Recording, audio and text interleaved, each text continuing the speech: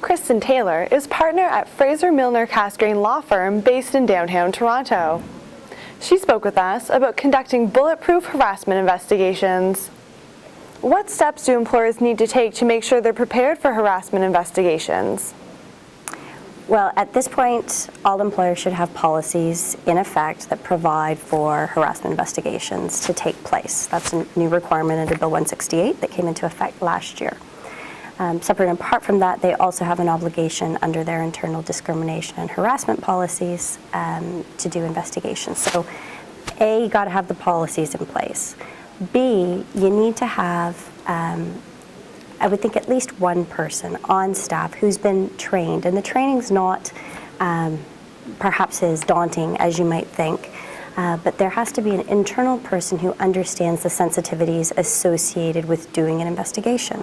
So understands the need for a timely response, to take the complaint seriously, to provide what are legally called natural justice and procedural fairness, but which I think are really abide by the golden rule and do unto others as you'd have done to you. So give somebody an opportunity to tell their side of the story before you decide.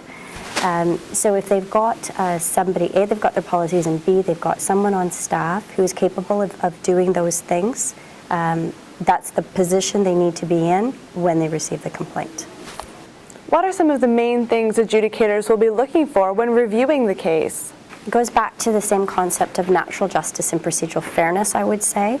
So an adjudicator looking at a case is going to want to be sure that the employer has taken it seriously, has reacted promptly to it, and then has taken appropriate steps.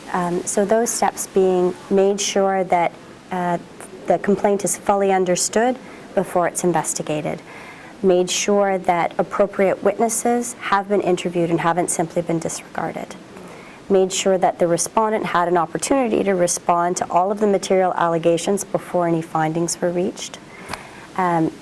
There's been one case that's talked about the need for notes to be preserved. One case, not a massive precedence in that respect.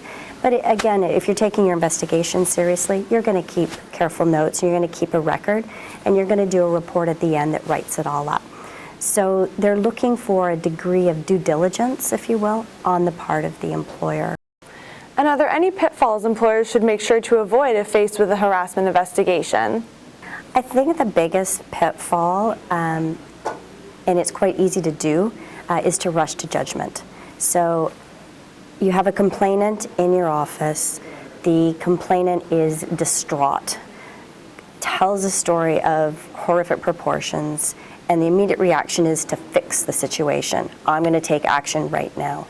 That's great, but it doesn't respect the need for fairness to the person who's being accused.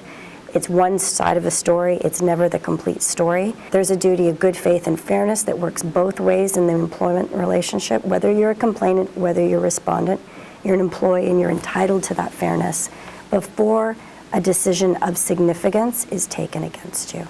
So rushing to judgment, I think, is perhaps the biggest pitfall.